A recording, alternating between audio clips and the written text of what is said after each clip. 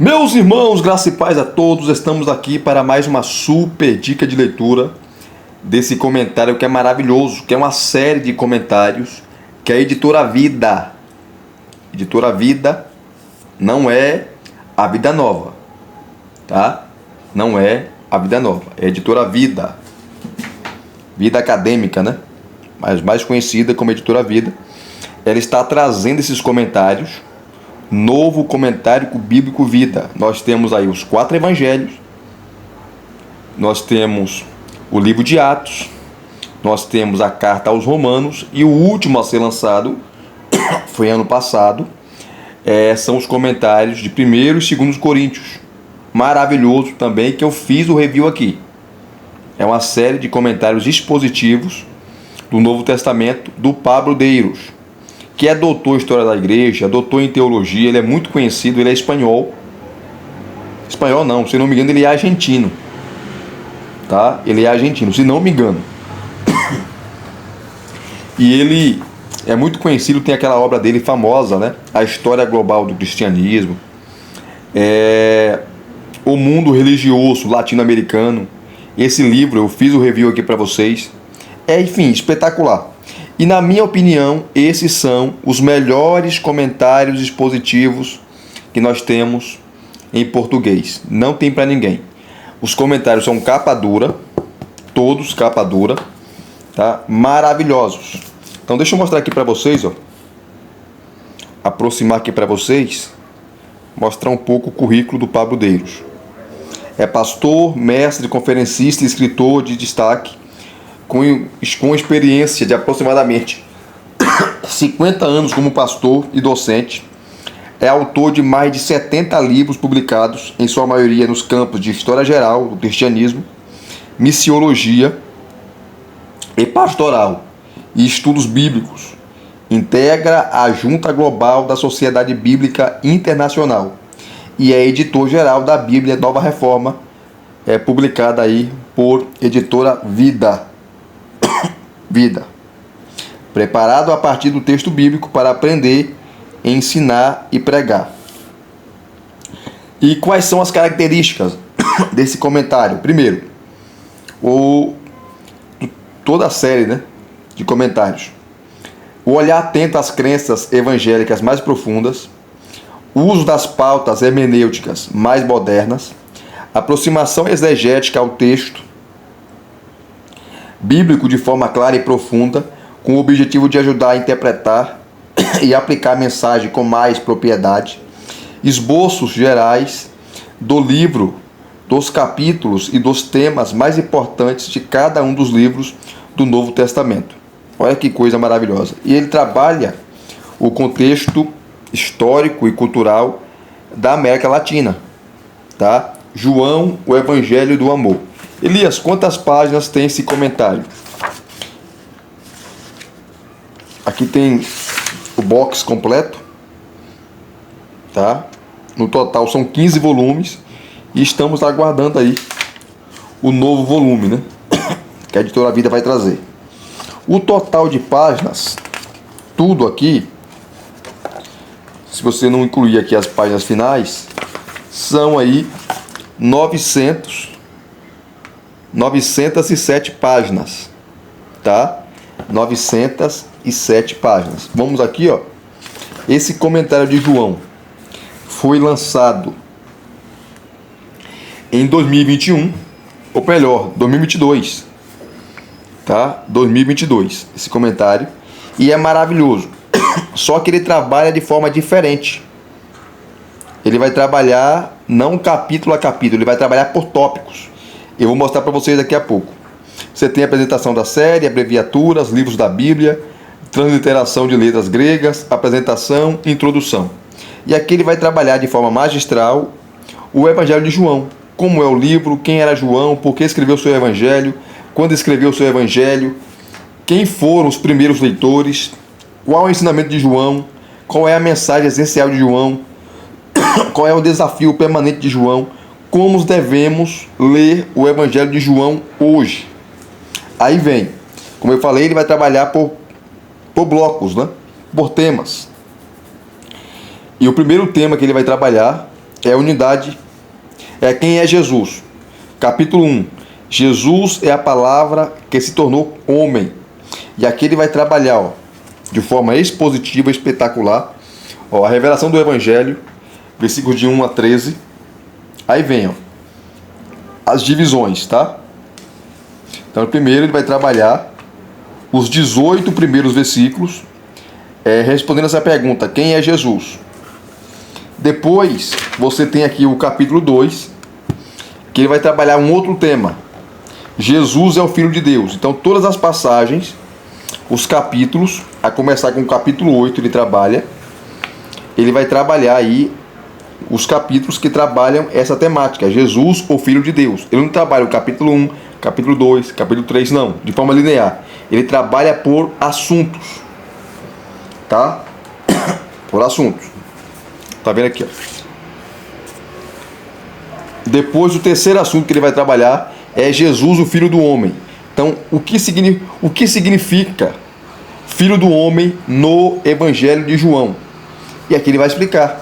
O Filho do Homem apresentado com clareza, o significado do título, o uso do título, a aplicação do título. O Filho do Homem manifesto para a glória de Deus, é os versículos 14 a 18 do capítulo 1. O Filho do Homem é a palavra, o Filho do Homem é a glória. Muito bom. Ele vai trabalhar o capítulo 1 aqui, os versículos ainda. Depois o capítulo 12. Tá? Aí vem o capítulo 4. Jesus é o Salvador. Então ele vai trabalhar todas as passagens que mostram que Jesus é o Salvador. E vai trabalhar os termos que João usa. Eu sou. Os eu sou absolutos no Evangelho de João. Todas as passagens que João fala sobre o eu sou. O que significa isso? Quando Jesus dizia eu sou, ele estava se referindo a quê? Ele queria dizer o que com isso? Ele vai explicar aqui. Tá? Ó, o eu sou, os eu sou metafóricos. Eu sou o pão da vida, eu sou a água da vida, eu sou a luz do mundo, eu sou a porta das ovelhas. E por aí vai. Depois ele vai trabalhar Jesus é o Salvador, parte 2. Que trabalha o capítulo 10. Tá? As passagens que mostram que Jesus é o Salvador. O capítulo 11. Tá? Eu sou o caminho, eu sou a verdade, eu sou a vida, eu sou o Pai. Em que sentido ele fala isso? Ele revela o Pai, enfim.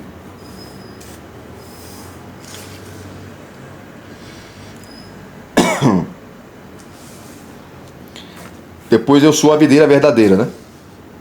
Capítulo 6, vamos correr aqui. Os testemunhos sobre Jesus. Então ele vai trabalhar esse tópico. Primeiro testemunho, de João Batista. Depois os testemunhos em favor do Filho.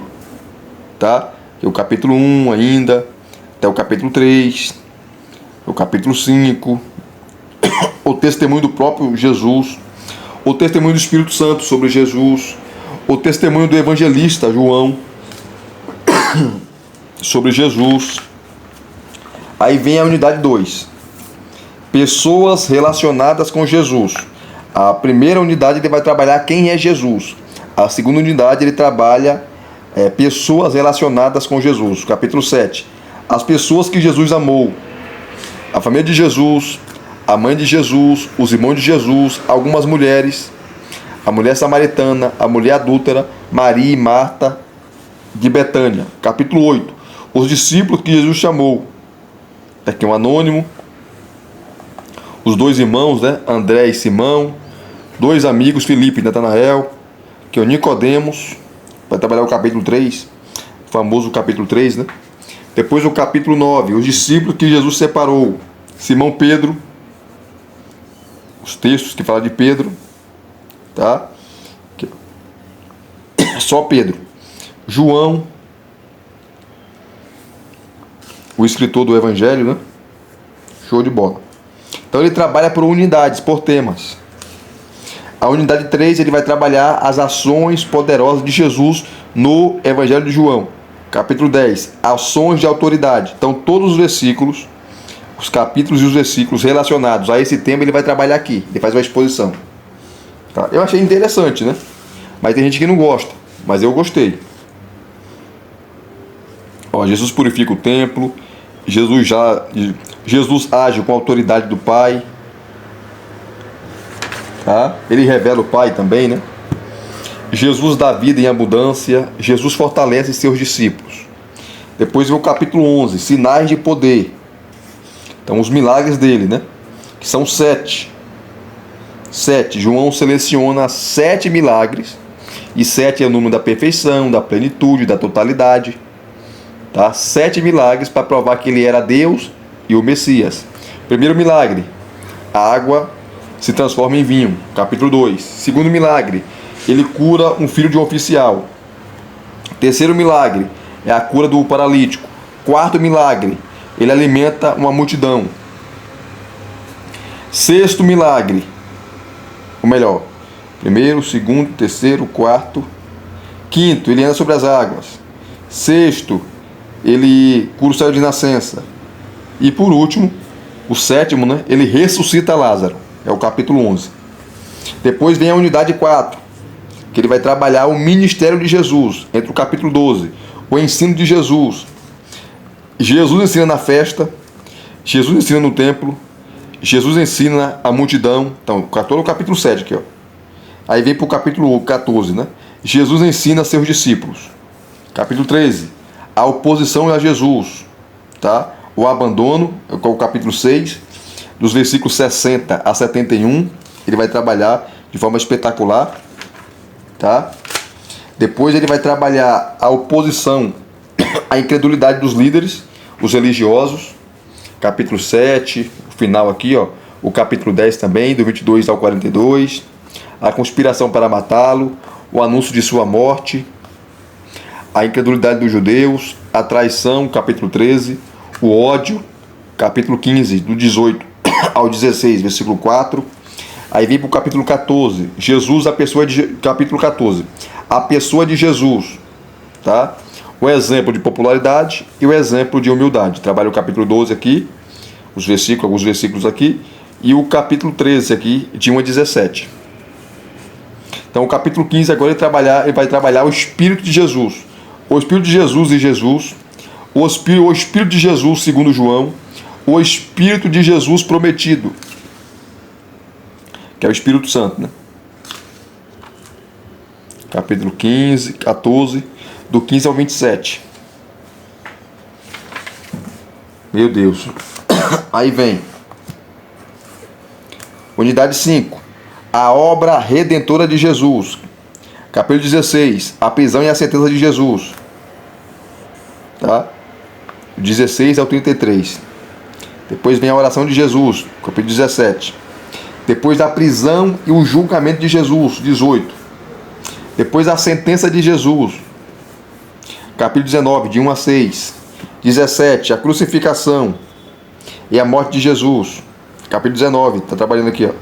Depois a morte de Jesus, versículo 26 a 37 do capítulo 19. E o capítulo 18, que é o último, ele vai trabalhar o sepultamento e a ressurreição de Jesus, que é os capítulo 19, do 38 ao 42, capítulo 20, versículo de 1 a 9, e o capítulo 20, versículo 10, até o versículo 14 do capítulo 21. Aí ele conclui com bibliografia e notas remissivas. Então é assim que ele trabalha, né? Totalmente diferente. Vamos pegar aqui, ó, a página 770. Vou mostrar para vocês como ele trabalha. A oração de Jesus. 770.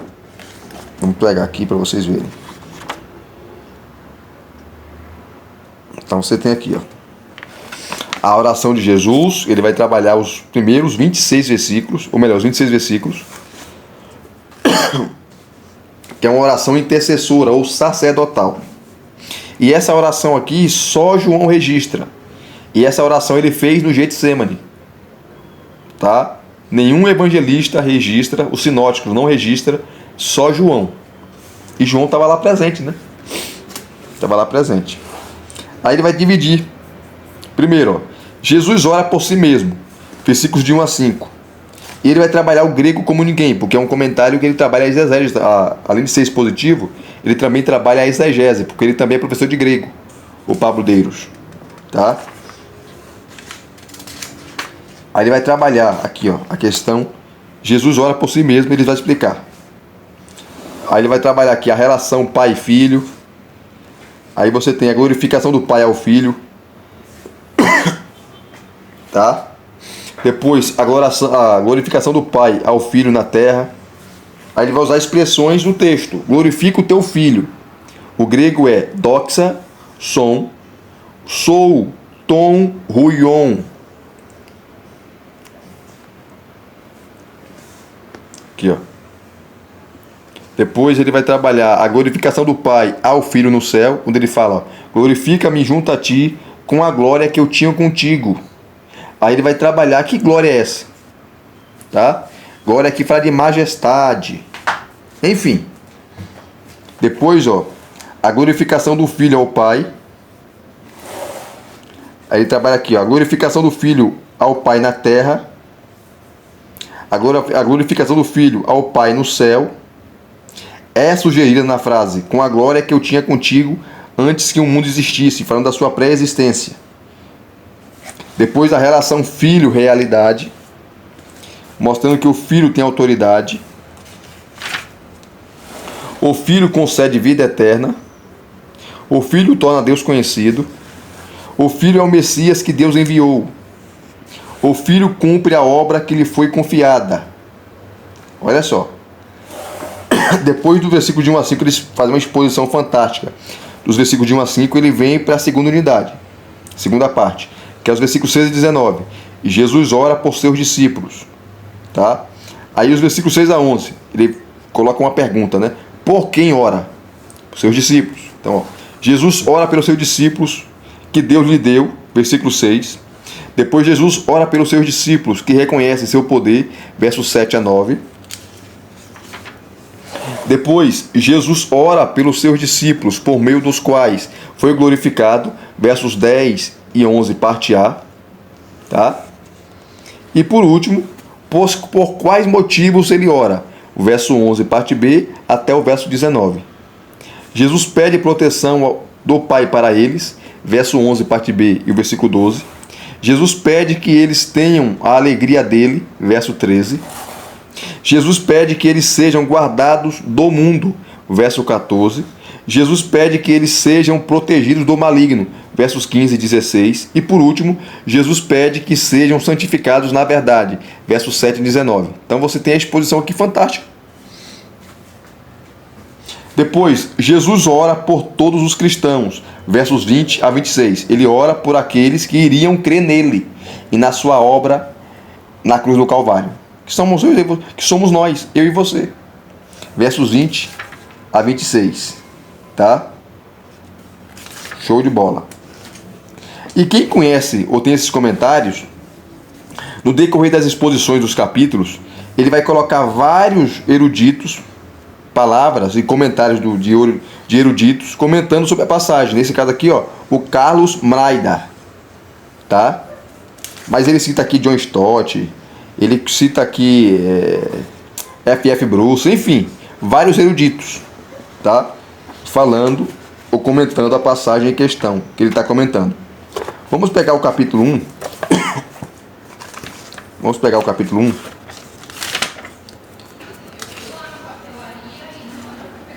Ah, meu Deus, pega o capítulo 1, página 109.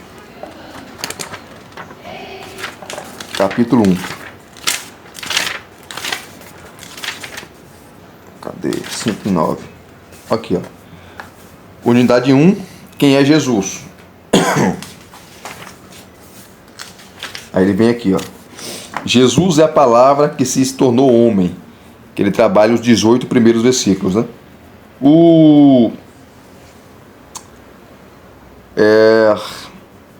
Rudolf Bultmann disse uma coisa e é verdade. Que o prólogo do Evangelho de João é uma orquestra. É uma orquestra sinfônica bem ensaiada. E a cada nota dessa orquestra é extraordinária, porque João ele começa abrindo as cortinas da eternidade, mostrando quem de fato é Jesus.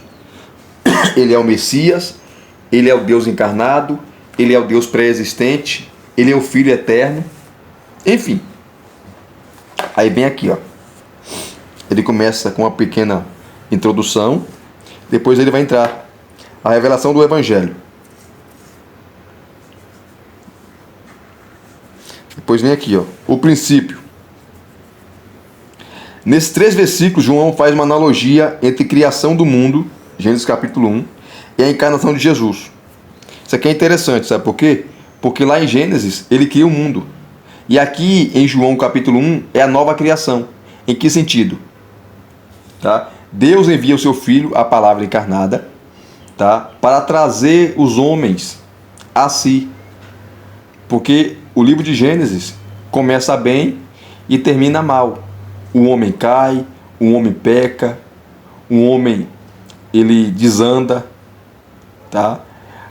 A notícia é muito triste porque a Eva é enganada, e assim como a mulher foi enganada e trouxe desgraça para o mundo, uma mulher também é convocada a espalhar agora não a notícia do pecado, mas a notícia que ele vive, que é Maria Madalena, que foi a primeira mulher que viu Jesus ressuscitado. Então, por uma mulher veio a queda. Tá? Por um casal, né? Veio a queda. A mulher foi enganada. Mas por uma mulher também veio a notícia do túmulo vazio, da salvação. Interessante isso. Nesses 3 versículos, João faz uma analogia entre a criação do mundo, Gênesis capítulo 1, e a encarnação de Jesus. Nesse contexto, Logos é mais do que uma palavra ou discurso.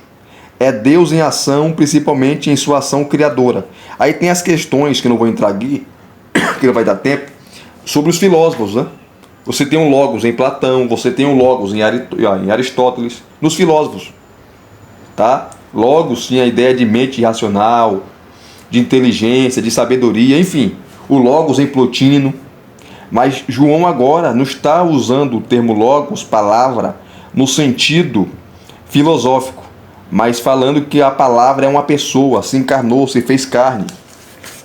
Tá? O ser humano Jesus, o ser humano chamado Jesus é a palavra. Tá? E o João fala assim, ó, e o verbo se fez carne, né?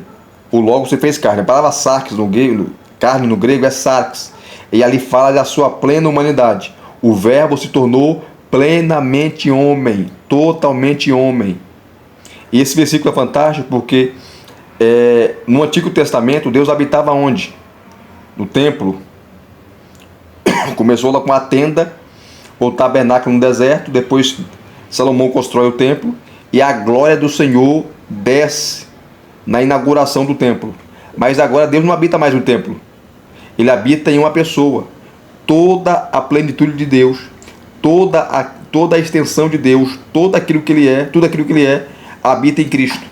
Olha só, Cristo é o templo. O corpo dele é o templo da habitação de Deus.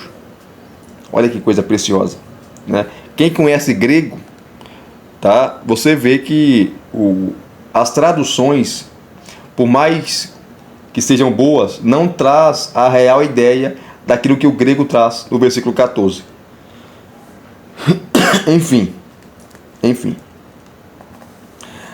João declara que ele é eterno, existia no princípio, ele é pessoal, estava com Deus, e a expressão grega é ele estava face a face com Deus. Ele é divino, porque ele era Deus. Observe-se que o texto diz que era e não que veio a ser, ou que se tornou. Tá? De acordo com o versículo 3, ele foi o único agente da criação. Vamos considerar 7 elementos duplos nesses versículos. Aí ele começa a exposição. Como eu falei, é o melhor comentário expositivo de João. Não tem melhor, não tem outro melhor, não conheço. Aí Elias Fernando Dias Lopes. É bom o comentário, mas não chega nem perto. Tá? Por quê? Porque eu conheço. Eu falo com propriedade. E meus vídeos, por isso que aqui meus vídeos, gente, você pode comprar os livros que eu indico aqui, porque eu faço um review detalhado. Tá? E eu não vou gastar dinheiro em obras que não vai trazer retorno para mim. Não vai trazer conhecimento. Eu, como prego, sempre estou pregando, eu tenho muitos comentários expositivos. Por quê? Que vai me ajudar na elaboração dos sermões, que os melhores sermões são sermões expositivos, tá? E com isso eu não estou falando que o sermão temático é ruim e o sermão textual é ruim, mas eu prefiro o sermão expositivo. 2 princípios, ele começa aqui, ó. João começa seu evangelho com a mesma frase que aparece em Gênesis capítulo 1, no princípio, que é a palavra grega em arquê. No primeiro princípio, Gênesis capítulo 1, versículo 1, Deus criou os céus e a terra. No segundo princípio, João capítulo 1, versículo 1, a palavra já existia, que é a palavra grega em logos. Portanto, não foi criada. No entanto, esses 2 princípios estão relacionados. Com a analogia dos 2 princípios, João quer dizer que os 2 momentos são muito parecidos. Por meio da primeira criação, Deus criou o mundo e formou o ser humano. O ser humano, porém, pecou e se afastou de Deus, fazendo que o mundo se corrompesse. Então veio Jesus, a palavra e Filho de Deus, para estabelecer um novo princípio e fazer que o ser humano nascesse de novo, se reconciliasse com Deus e tudo pudesse ser referido. Depois, minhas 2 criações. Com isso, o evangelista traça um paralelo entre a ação de Deus na primeira criação e na nova criação. João usa uma linguagem prosa, mas com rima, quase poética, para narrar essa verdade. Usa a palavra grega logos, verbo, palavra, no versículo 2, versículo 1, 2 e 14. E o título filho para se referir a Jesus, além de adicionar o qualificador unigênito, que é a palavra grega monogenos, versículos 14 e 18. Com isso, João indica a ênfase que dará à filiação existente entre Deus e Jesus em seu evangelho, em termos de pai e filho. Os termos pai e filho aparecem 100 vezes no evangelho de João. Ele é o unigênito do pai, o único gerado. Monogenos para patros, único do pai. Observe que, tanto na criação como na recriação, Deus é o Criador e Jesus é o agente da criação. Gramaticalmente, não pode haver uma oração completa sem a presença de um verbo. Da mesma forma, não há criação possível sem a presença do verbo, a ação. Deus é o sujeito da criação e Jesus é o verbo da criação. Deus é o Criador e Jesus é sua ação criadora. Depois, 2 existências. João afirma 3 verdades importantes sobre as 2 existências de Jesus, a anterior e a posterior. A anterior, pré-encarnação. A posterior, pós a encarnação. Ou pós-encarnação. Tá? Primeiro, antes da criação do mundo, Jesus já existia. Era aquele que é a palavra, que é a palavra aqui em grega, palavra grega enrologos, pois é eterno, ou seja, sempre existiu. Isso é conhecido como a pré-existência da palavra. Segundo, quando o mundo foi criado, ele já tinha comunhão com Deus, seu Pai, a palavra.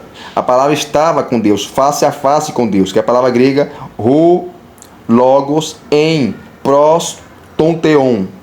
Observe que João repete 2 vezes essa ideia de que a palavra divina é a mesma que estava com Deus na criação do mundo e na formação do ser humano. Versículo 2. O que João está dizendo é que Cristo não é uma das coisas criadas, mas que ele já existia antes da criação. Terceiro, ele participava da natureza divina de Deus. A palavra era Deus.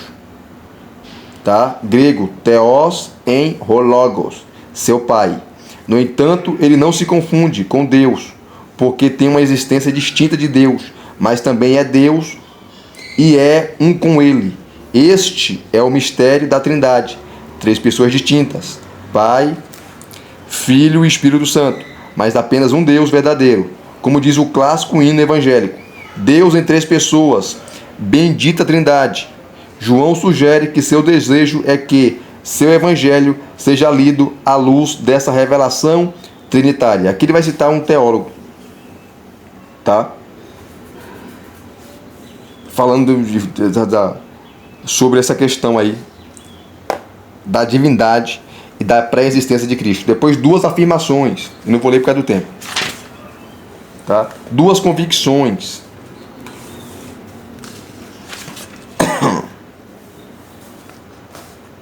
Depois, 2 naturezas. Aqui ele cita a F.F. Bruce no seu comentário de João, tá? E 2 conclusões. Aí ele termina, né? Então, só nos versículos de 1 a 3 aqui, João faz 7 afirmações. Isso aqui dá uma exposição fantástica. Depois ele vai trabalhar a vida e a palavra. Ele é a vida. Versículo 4, parte A, e por aí vai, tá? Então, se você gostou de mais um review aqui, deixa aqui o seu like, deixe os seus comentários, se inscreva no canal se você não é inscrito e acionem o sininho para receberem todas as notificações. Graça e paz de novo. Deus em Cristo vos abençoe. Até os próximos vídeos, querendo Deus.